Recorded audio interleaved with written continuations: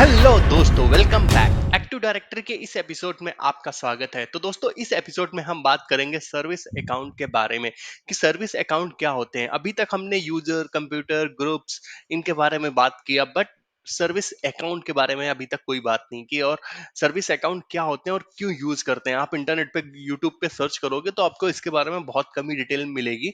But ये बहुत important होते हैं अगर आप एक बड़े लेवल पे काम कर रहे हो, ठीक है, बड़ी कंपनी में काम कर रहे हो, तो ये पैटर्न, ये बहुत ही जरूरी होता है कि वो सर्विस अकाउंट यूज करते हैं। छोटी कंपनियां जनरली सर्विस अकाउंट को यूज नहीं करती हैं। तो हम जानेंगे क्यों नहीं यूज करती हैं और यूज करने से क्या क्या बेनिफिट्स हो सकते हैं और क्यों यूज करना चाहिए, उससे क्या हमें सिक्योरिटी इनहेंस मिल सकता है। ठीक है, तो सबसे पहला हमारा क्वेश्चन यही आता है हमेशा, सर्विस अकाउंट की हमें जरूरत क्यों है। ठीक है, फिर उसके बाद हम जानेंगे कि सर्विस अकाउंट क्या होते हैं, manage service account, group manage service account. ठीक है, ये सारी चीजें हम जानेंगे एक एक करके। तो चलिए स्टार्ट करते हैं। सबसे पहले हम जानते हैं कि सर्विस अकाउंट क्या होते हैं। उसके लिए मैं आपको दोस्तों अपने डायग्राम पे ले चलता हूँ। ठीक है, डायग्राम पे ले चलता हूँ। तो यहाँ पर हम क्या करते हैं, सबसे पहले समझते हैं कि सर्विस अकाउंट क्या होते हैं। तो दोस्तों, पहले क्या होता था, मतलब 2008 के पहले, 2003 के अराउंड क्या होता था, जैसे हम यूजर अकाउंट बनाते हैं। ठीक है, यूजर अकाउंट हम बनाते हैं। ठीक है, तो क्या होता था, लोग क्या करते थे, यूजर अकाउंट को ही as a service account use कर लेते थे। ठीक है, यूजर अकाउंट को ही एज अ सर्विस अकाउंट सभी लोग यूज कर लिया करते थे। ठीक है, उससे क्या दोस्तों लॉस होता था कि इस ये जब हम यूजर अकाउंट बनाते हैं तो इस ये हमारा दो टाइप का बन सकता है। ठीक है, इंटरेक्टिव और नॉन इंटरेक्टिव।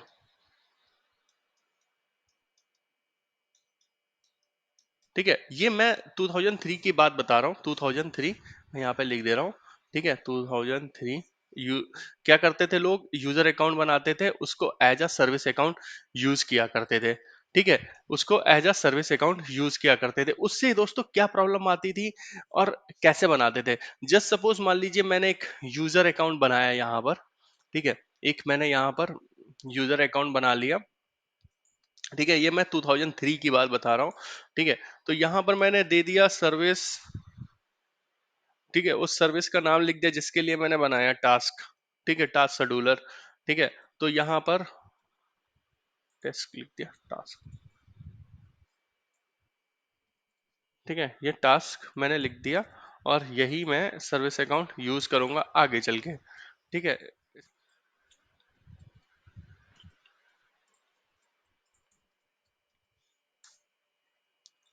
ठीक है, ये सर्विस अकाउंट बन गया दोस्तों, हमारा सर्विस अकाउंट 2000। ठीक है दोस्तों, ये हमारा सर्विस अकाउंट बन गया। ठीक है, हमने ये सर्विस अकाउंट बनाया है टास्क शेड्यूलर के लिए। ठीक है, इस सर्विस अकाउंट मैंने बनाया टास्क शेड्यूलर के लिए। ठीक है, टास्क शेड्यूलर, हम इससे कोई भी टास्क शेड्यूल करते हैं। ठीक है, मैंने डिस्क्रिप्शन में भी डाल दिया टास्क शेड्यूलर, स्पेलिंग हो सकता है मे भी मिस्टेक हो। ठीक है, तो ये सर्विस अकाउंट हमारा बन गया और इसका एक पासवर्ड है। ठीक है, ये एक सर्विस अकाउंट है और इसका एक पासवर्ड है जो जो मुझे पता है, मैंने सर्विस अकाउंट बनाया। ठीक है, अब इस सर्विस अकाउंट में कुछ कॉन्फ़िगरेशन कर देते क्योंकि ये नॉर्मल यूजर्स है, तो मैंने इस पे क्या किया, लॉग ऑन डिनाई कर दिया। ठीक है, लॉग ऑन डिनाई कर दिया एज अ सर्विस अकाउंट के लिए यूज करने के लिए। यहाँ पर अगर हम लॉग ऑन डिनाई तो करते हैं, अब क्या होता है, यहाँ पर जो मैंने क्या किया है, मैंने इसका लॉग ऑन डिनाई कर दिया। मतलब ये यूजर लॉग इन नहीं कर सकता है किसी मशीन पे, बट ये ना इंटरेक्टिव लॉग इन कर सकता है। ठीक है, तो आप क्या कर सकते हो, थोड़ा सा और इसको अगर टफ बनाना हो तो आप पर्टिकुलर उस मशीन का नाम डाल दो जिसके ऊपर ये, यहाँ पर अगर मैं विंडोज 10 लिख देता हूँ। ठीक है, तो विंडोज 10 मेरा एक कंप्यूटर जिसके ऊपर ये सिर्फ और सिर्फ अपना पासवर्ड लॉग इन कर सकता है। ठीक है, अपना पासवर्ड को यूज कर सकता है और किसी पे नहीं यूज कर सकता। ठीक है, तो ऐसा लोग करते थे। ठीक है, फिर इसको अप्लाई कर दिया, बट अभी भी इसमें क्या है रिस्क, कि इस अकाउंट का एक पासवर्ड है। इस अकाउंट का एक पासवर्ड है। पासवर्ड किसके पास है, जिसने इस अकाउंट को बनाया है। जस्ट सपोज मान लीजिए वो बंदा कंपनी छोड़ देता है या कंपनी से चला जाता है कहीं। ठीक है, ठीक है, कंपनी से छोड़ देता है, तो अब पासवर्ड क्या होगा, पासवर्ड तो उस बंदे के पास है। अगर वो हैंडओवर दे गया, नहीं दे गया, एक रिस्क बनी रहती है प्रॉपर तरीके से, क्योंकि हैंडओवर में आपको पता नहीं है। हम मैं तो यहाँ पर एक सिंगल अकाउंट की बात कर रहा हूँ, बट जस्ट सपोज एक बड़ी कंपनी के हिसाब से सोचिए, उसमें तो बहुत सारे ऐसे ही अकाउंट होंगे, ठीक है। उस बंदे का अकाउंट तो डिसेबल कर दिया गया, जो कंपनी छोड़ के गया उसका पर्सनल अकाउंट तो डिसेबल कर दिया, बट सर्विस अकाउंट का पासवर्ड तो उसको पता है। अब वो क्या कर सकता है, बाहर से जाके कोई भी तरीका, यहाँ पर जैसे हमने टास्क के लिए बनाया, हो सकता है आपके पास कुछ ऐसी सर्विसेज हो जैसे इंटरप्राइज सर्विसेज हो गई, एक्सचेंज हो गया, ठीक है, उसके सर्विस अकाउंट बनते हैं, आईएएस हो गया उसके सर्विस अकाउंट बनते हैं, ठीक है। तो वो बाहर से जाके कोई भी एक्सेस कर सकता है किसी भी तरीके से, अगर अंदर एक बार घुस गया तो वो आपकी ऑर्गेनाइजेशन को हार्म पहुंचा सकता है, ठीक है। तो इन सारी चीजों को रोकने के लिए, इन सारी चीजों को अवॉइड करने के लिए 2008 में 2008 में दोस्तों manage service managed service account आया, ठीक है। मैनेज सर्विस अकाउंट आया, ठीक है। अब यहां पर हमने ये डाल लिया कि एक हम यूजर को सर्विस अकाउंट में कन्वर्ट कर देते हैं, ठीक है। 2008 में हमारा आया मैनेज सर्विस अकाउंट। अभी भी एक क्वेश्चन हमारे पास स्टिल है कि सर्विस अकाउंट की हमें जरूरत क्यों पड़ती है, ठीक है। वो क्वेश्चन बहुत ही इंपॉर्टेंट है, इस चीज को समझना, ठीक है। दस जस्ट मान लीजिए दोस्तों, मेरा ये एक सर्वर है, ठीक है। ये एक सर्वर है, इसके ऊपर मुझे कुछ टास्क शेड्यूलर सेट करने हैं और उनके थ्रू स्क्रिप्ट रन करनी है, ठीक है। अगर मैं इस सर्वर को खोलता हूं, टास्क शेड्यूलर को टास्क शेड्यूलर को ओपन किया मैंने, ठीक है। ये एक एग्जांपल मैं समझा रहा हूं आपको, ठीक है। ये एग्जांपल्स के थ्रू हम समझते हैं। अब अगर हम इस पे एक क्रिएट टास्क शेड्यूलर लिखते हैं, ठीक है, क्रिएट टास्क शेड्यूलर मैंने मान लीजिए इसको दे दिया स्क्रिप्ट के लिए, स्क्रिप्ट लिख दिया, मुझे कोई स्क्रिप्ट रन करनी है इसके, या कोई और भी चीजें रन करनी, कोई फंक्शन रन करना, कुछ भी रन करना है, ठीक है। तो ये मैंने डाल दिया, इसको मैंने डेली सारी चीजें मैं डिफॉल्ट ले लेता हूँ, ठीक है। यहाँ पर कोई एक प्रोग्राम का कॉपी कर दिया, ठीक है, इसको कर लिया। अभी हम सिर्फ इसको समझ लेते हैं, ठीक है। ये टास्क शेड्यूलर हमारा बन गया, ठीक है। अब ये टास्क शेड्यूलर किसके थ्रू रन होगा, इस वाले ऑथर कौन है इसका, इस वाले यूजर के थ्रू, ठीक है। अब मान लीजिए, जस्ट सपोज मान लीजिए ये यूजर इस कंपनी को छोड़ के चला जाता है, ठीक है।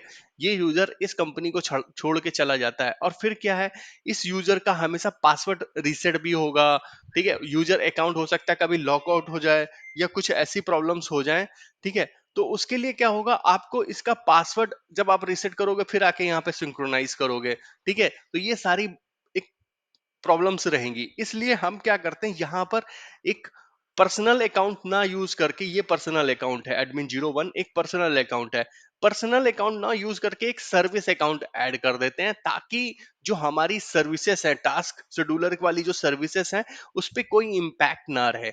अब क्वेश्चन ये आता है कि जो सर्विस अकाउंट हम बनाते हैं, ठीक है, यहां पर हमने समझा कि ये जो सर्विस अकाउंट था ये यूजर वाला था, ठीक है। ये हमारा किस में था, 2003 में था, ठीक है। 2008 में क्या आया, मैनेज सर्विस अकाउंट, ठीक है।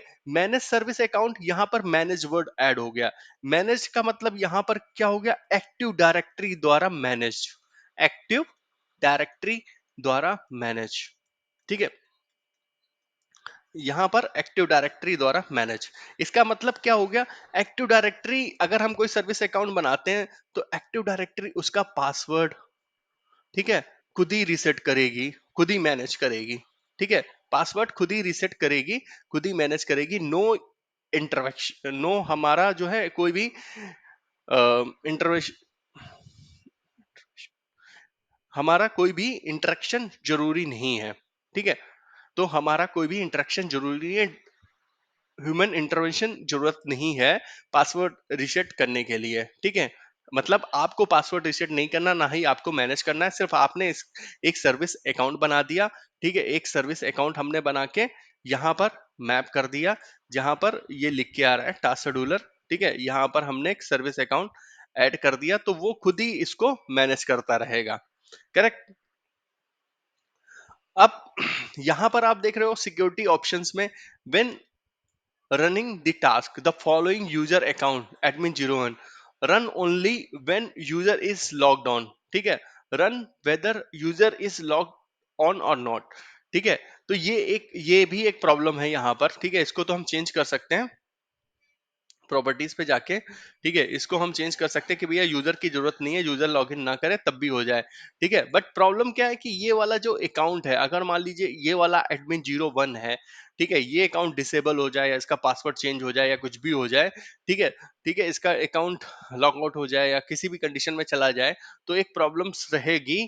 ठीक है, कि ये जो टास्क शेड्यूलर हमने बनाया या कोई सर्विस होगी, या मान लो ये इंटरनेट इंफॉर्मेशन सर्विस होती, आईएएस वाली सर्विस होती जो कि वेब सर्विसेज को रन करती है, या और कोई सर्विसेज होती, फेल ओवर क्लस्टर की सर्विसेज हुई, सिक्वल की सर्विसेज हुई, ठीक है, तो वो एक प्रॉब्लम क्रिएट होगी। यहाँ पर मैंने टास्क शेड्यूलर को एक एग्जांपल के थ्रू समझाया है। ठीक है, इंटरनेट इंफॉर्मेशन सर्विसेज को हम भी एक आगे चल के एक एग्जाम्पल के थ्रू समझेंगे। ठीक है, तो यहां पर आप ये समझ में आ गया कि ये अकाउंट की डिपेंडेंसी बनी रहेगी, क्योंकि ये अकाउंट यूजर्स के लिए है, ना कि सर्विसेज के लिए है।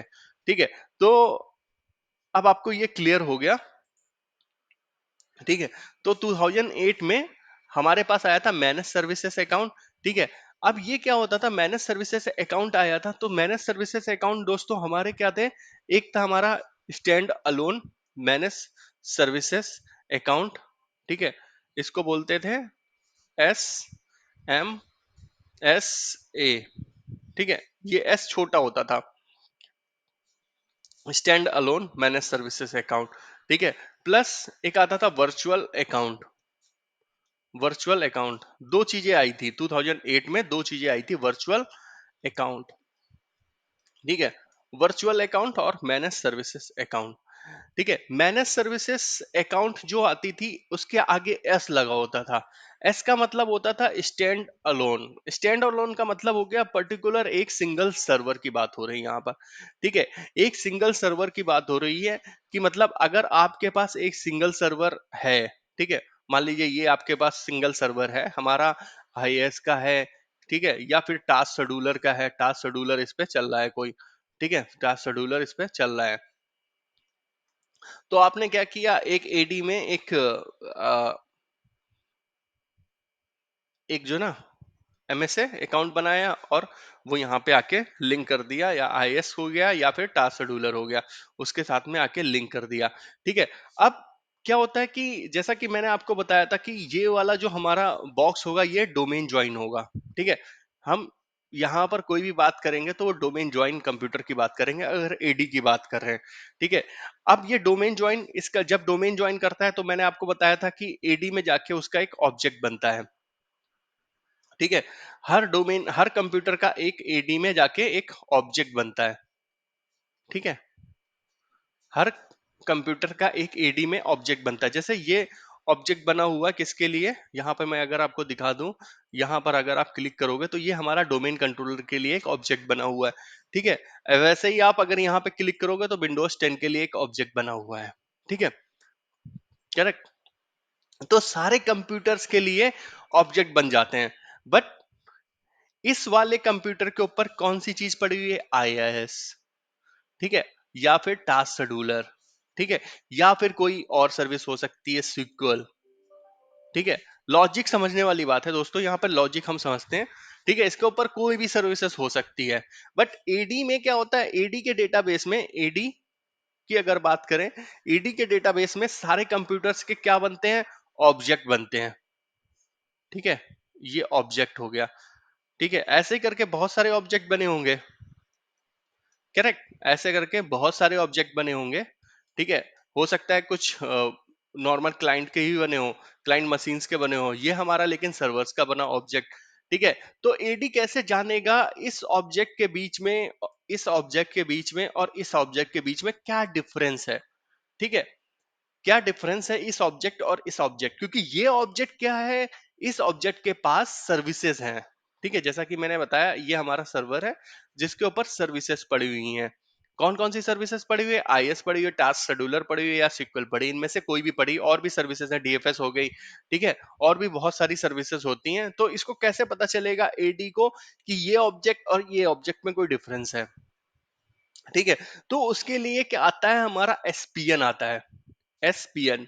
ठीक है, server principal name, service sorry service principal name. Service principal name क्या होता है कि हमें सर्विस प्रिंसिपल नेम एक हमें यहाँ पर इस ऑब्जेक्ट में एसपीएन ऐड करने पड़ते हैं कि भैया ये जो सर्वर है हमारा आईएएस की सर्विस हैंडल कर रहा है, और उस होस्ट का नाम, इस कंप्यूटर का नाम, मान लीजिए इसका नाम है हमारा, इस सर्वर का नाम है हमारा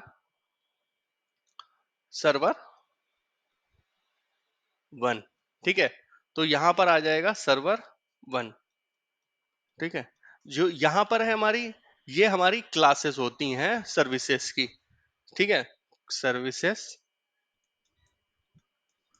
क्लासेस स्लैश सर्वर 1। ठीक है, यहाँ पर मैंने एग्जाम्पल के तौर पे आईएस लिया है, हो सकता है यहाँ पर आपका डीएफएस हो, टास्क शेड्यूलर हो। ठीक है, वो उसकी क्लास के हिसाब से उसके यहाँ पर हम किस में ऐड करेंगे, एसपीएन में। एसपीएन के थ्रू, एसपीएन में जब हम ऐड कर देते हैं तो एडी ना, एडी जान जाता है कि एडी इतना मतलब ऐसा डिजाइन किया गया कि ऑब्जेक्ट को देख के ही जान जाता है ये नॉर्मल ऑब्जेक्ट है, ये एसपीएन वाला ऑब्जेक्ट है। एसपीएन का मतलब होगा सर्विस प्रिंसिपल है। ये एसपीएन के हिसाब से ये जानता है कि इसके ऊपर कौन सी सर्विस चल रही है, क्यों इसके ऊपर आईएएस की सर्विस चल रही है या फिर इसके ऊपर डीएफएस की सर्विस चल रही है। सर्विस क्लास के हिसाब से ये जान जाता है कि इसके ऊपर कौन सी सर्विसेज चल रही हैं। ठीक है, बहुत ही सिंपल है। अब ये हम आगे चल के सारी चीजें करेंगे। ठीक है, तो ये चीज आपको दोस्तों क्लियर हो गई। ठीक है, ये चीज आपको क्लियर हो गई, इसके ऊपर सर्विस क्लासेस के थ्रू वो जान जाता है कि कौन कौन सी। अब एसपीएन में दोस्तों क्या होता है, मैं आपको डेफिनेशन भी पढ़ाऊंगा, एक बार हम कंसेप्ट समझ लेते हैं। ठीक है, सर्विस क्लासेस हो गई हमारे, होस्ट नेम हो गई, पोर्ट हो गई। ठीक है, कभी कभी हम इस पे पोर्ट नंबर भी डिफाइन करते हैं एसपीएन में। एसपीएन में हम पोर्ट भी डालते हैं। ठीक है, अब बहुत सारे लोगों को क्वेश्चन आएगा एसपीएन होता क्या है, एसपीएन कैसे डालेंगे। ठीक है, मान लीजिए ये एक हमारा ऑब्जेक्ट है, इसके अगर एट्रीब्यूट्स को आप खोलोगे तो यहाँ पर एसपीएन लिखोगे। ठीक है, सर्विस प्रिंसिपल नेम एस क्लिक करोगे। ठीक है, ये आ गया हमारा एसपीएन। ठीक है, तो यहां पर देख रहे हैं ये सारे एसपीएन ऐड हैं। ये हमारा डोमेन कंट्रोलर है, इसलिए सारे डोमेन कंट्रोलर पे भी बहुत सारी सर्विसेज चलती हैं। ठीक है, जस्ट लाइक हमारी एडी सर्विस हो गई, एलडेप सर्विस हो गई। ठीक है, ये डिफॉल्ट ऐड होके आती हैं। ठीक है, डिफॉल्ट। ठीक है, जीसी हो गई इसके ऊपर सर्विस, डीएनएस सर्विस हो गई इसके ऊपर। ठीक है, डीएफएसआर हो गई सर्विस इसके ऊपर। ठीक है, तो ये सारी चीजें आपके ऊपर, इसके ऊपर कर्बरोज सर्विस हो गई। तो सारी सर्विसेज देख रहे हो यहाँ पर उसके एसपीएन ऐड हैं। अब आपको चीजें क्लियर हो रही होंगी। ठीक है, ठीक है, अब आपको चीजें क्लियर हो रही होंगी। हम फिर से एक बार इसको हम देख लेते हैं, मे बी बहुत सारे लोगों को नहीं पता हो, फिर से हम इसको एक बार देख लेते हैं।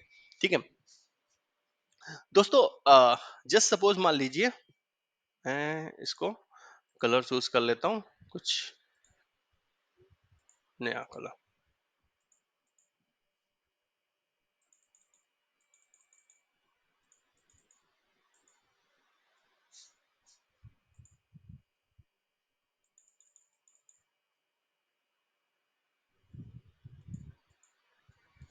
ठीक है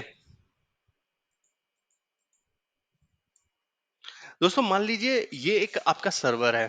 ठीक है, ये हमारा एक डोमेन, ये एक हमारा फॉरेस्ट है। ठीक है, ये हमारा एक फॉरेस्ट है। ठीक है, फॉरेस्ट है, अगर हम फॉरेस्ट की बात करें तो सब कुछ डोमेन में है। ठीक है, यहाँ पर हमारा डोमेन कंट्रोलर है। डोमेन कंट्रोलर का काम क्या होता है, ऑथेंटिकेशन करना यूजर एंड कंप्यूटर्स का। ठीक है, अब व्हाट अबाउट दी सर्विसेज का ऑथेंटिकेशन कैसे होगा।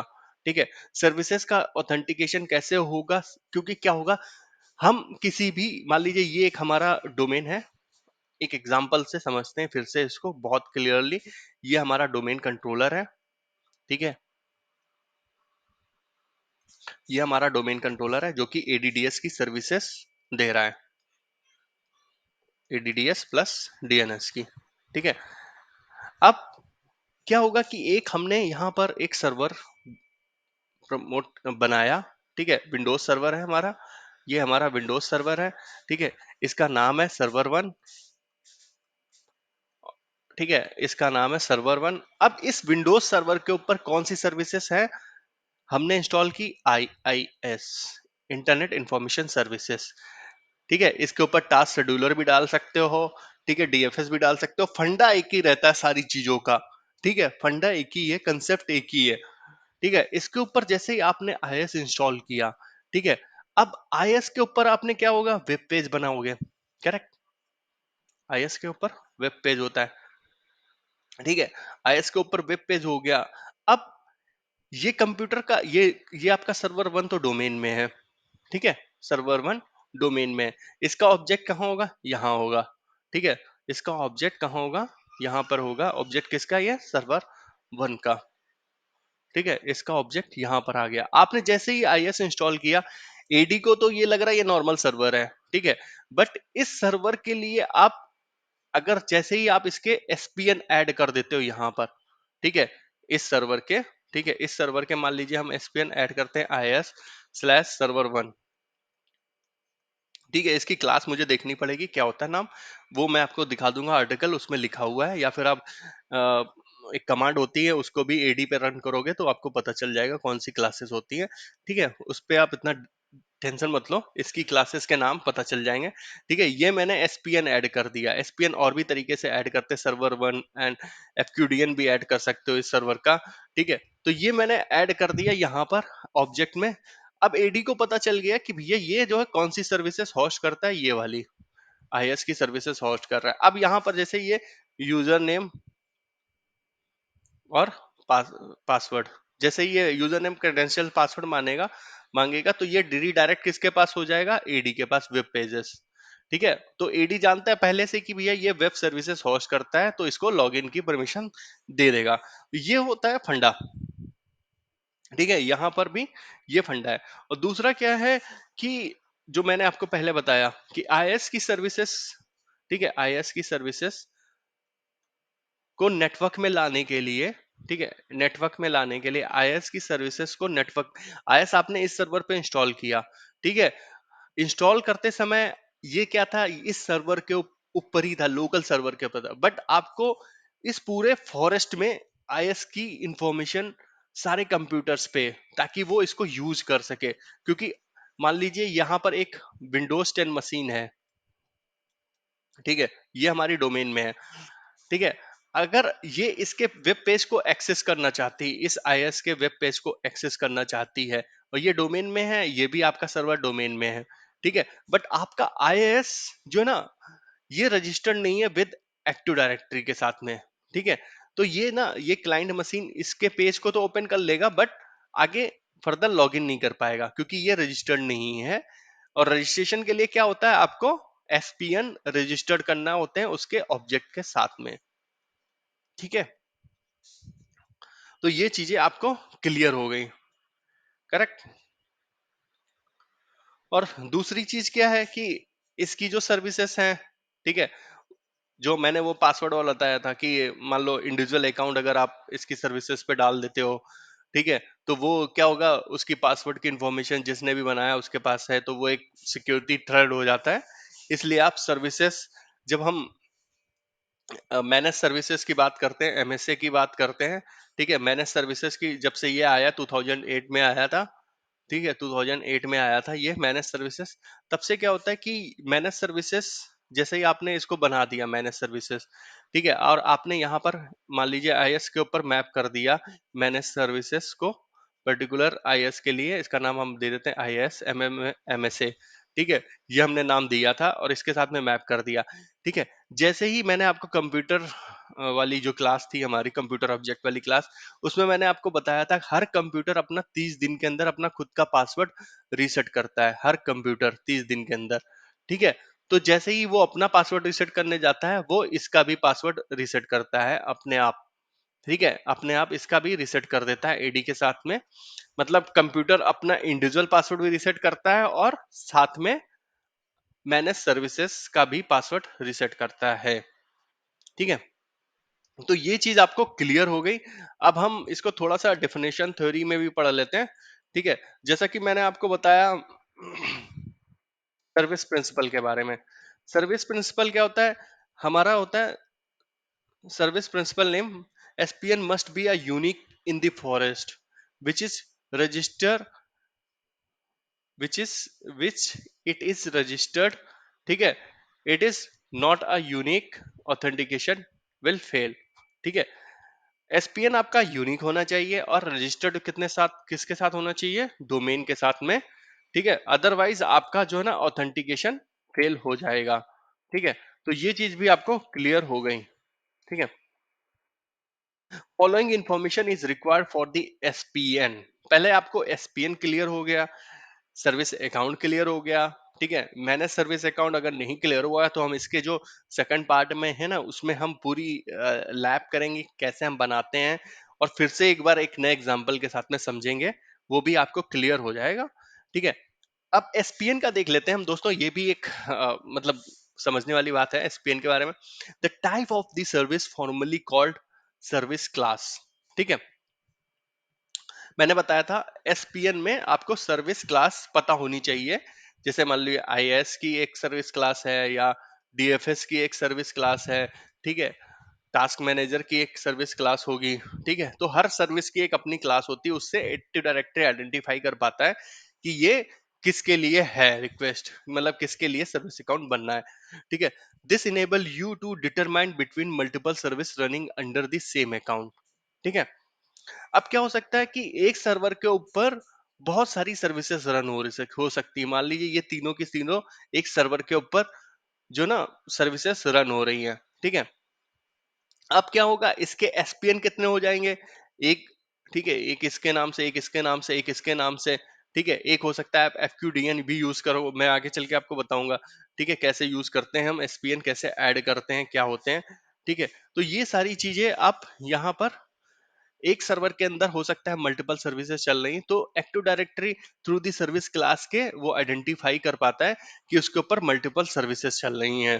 ठीक है, the account under which the service is running. ठीक है, the account under the services, तो ये एमएसए की बात कर रहे हैं कि हम एमएसए के अंडर में जो हमारी सर्विसेज रन कर रही हैं, यहाँ पर एमएसए दो, मैंने आपको बताऊंगा चल के आगे कि एमएसए दो होते हैं हमारे, एक होता है स्टैंड अलोन एमएसए और दूसरा होता है हमारा ग्रुप एमएसए। ठीक है, ग्रुप एमएसए और stand alone MSA, manage service account. ठीक है, the computer on which the service is running including any alias that point to the computer। ठीक है, the port on which the service is running optional if the default port for the service type is used for http।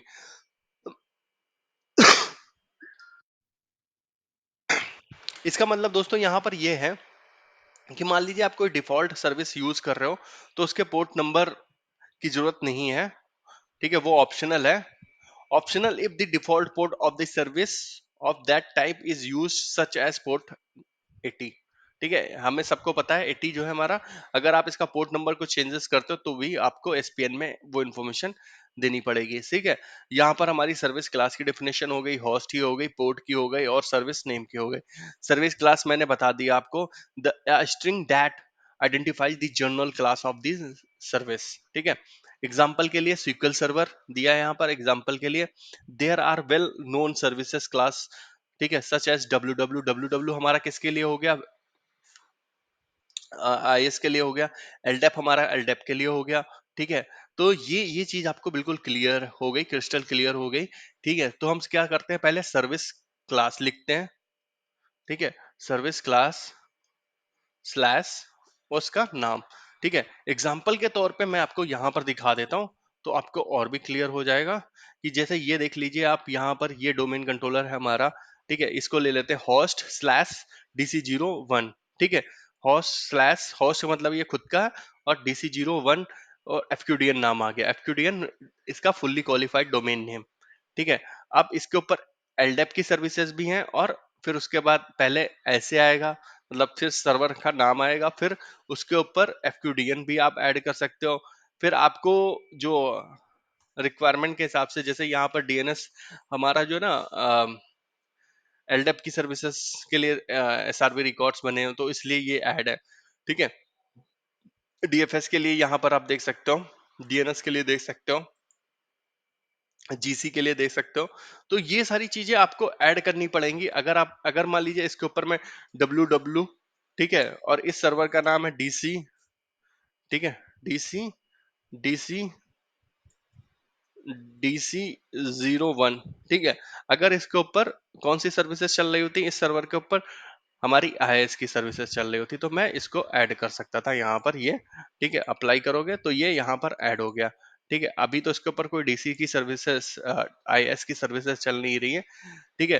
तो next video में हम जानेंगे कि इसमें कैसे हम करते हैं, कैसे बनाते हैं, कैसे ऐड करते हैं सर्विसेज को, एसपीएन को, और कैसे सर्विसेज को सेट कर। दोस्तों लगे हाथ हम इसको भी समझ लेते हैं, जो हमारे ये पॉइंट हैं यहाँ पे, जो दो रह गए, दो तीन पॉइंट रह गए। होस्ट, जैसा कि आपको पता है, होस्ट जो कि हमारा सर्विस को होस्ट कर रहा है उसको हम होस्ट बोलते हैं, ठीक है। सर्विस को मान लीजिए यहाँ पर सर्वर वन मैंने एग्जांपल लिया था, तो ये सर्वर वन हमारा क्या हो गया, होस्ट हो गया, जो कि सर्विस को होस्ट कर रहा है। अब इसका नाम क्या हो सकता है, डीएनएस नेम हो सकता है, जो कि हम एफक्यूडीएन भी बोलते हैं, एफक्यूडीएन नेम भी बोलते हैं, या फिर इसका नेट बायोस नेम भी हो सकता है, नेट, ठीक है, नेट बायोस नेम भी हो सकता है। तो दो चीजें हो सकती है, एफक्यूडीएन और नेट बायोस नेम, ठीक है। जनरली आप अ, ये एफक्यूडीएन नेम ही यूज करना, क्योंकि वो क्या होता है, यूनिक होता है। नेट बायोस अब जो है 2000 2012 या 16 के बाद से यूज हो भी नहीं रहा है, ठीक है इतना। अब आ गया हमारा पोर्ट। दोस्तों पोर्ट क्या होता है, हमारा ऑप्शनल होता है, ठीक है, और सर्विस नेम भी हमारा ऑप्शनल है। पोर्ट क्या होता है दोस्तों, पोर्ट क्या होता है, डिफाइन करता है कि डिफरेंस सेट करता है कि ये सर्विस हमारी एचटीटीपी की है और ये सर्विस हमारी या सीक्वल की है, ठीक है। पर एचटीटीपी का पोर्ट नंबर अलग होता है, ठीक है, डीएफएस का पोर्ट नंबर अलग होता है, डीएनएस का पोर्ट नंबर अलग होता है, हर एक चीज सर्विस का पोर्ट नंबर अलग होता है। तो वो उसको डिफरेंशिएट करता है कि ये चीज अलग अलग है। अगर आप एक ही बॉक्स के ऊपर तीन चार सर्विसेज रन कर रहे हो, तब इसको आप एज ऑप्शनल यूज कर सकते हो, ठीक है। तो सर्विस नेम हमारा क्या हो गया, ये भी दोस्तों हमारा ऑप्शनल फीचर है, optional name, an optional use for the SPN to replicable services to identify the data and service provides by the service, ठीक है। domain served by the service, this component can have the following format, ठीक है। distinguished name, GUID name, ठीक है, आप इनको use कर सकते हो, ठीक है, एज एसपीएन, ठीक है। DNS name of the domain for a service that provide a specific service for a domain as a whole, ठीक है। DNS name can be the DNS name of the SRV and MX record, ठीक है। ये चीज आपको clear हो गई, ठीक है। तो ये चीज आपको क्लियर हो गई, तो ये चीज आपको क्लियर हो गई। तो मिलते हैं हम नेक्स्ट वीडियो में, और उसमें जानेंगे हम डिटेल में, सर्विस अकाउंट बनाएंगे, उनको लिंक करेंगे। ये थ्योरी पार्ट हो गई, कंसेप्ट पार्ट हो गया, और आशा करता हूँ ये सारी चीजें आपको समझ में आ गए होंगे। नेक्स्ट वीडियो में हम एक एक चीज को डिटेल में जानेंगे और ऐड करेंगे प्रैक्टिकली, ठीक है। Thank you.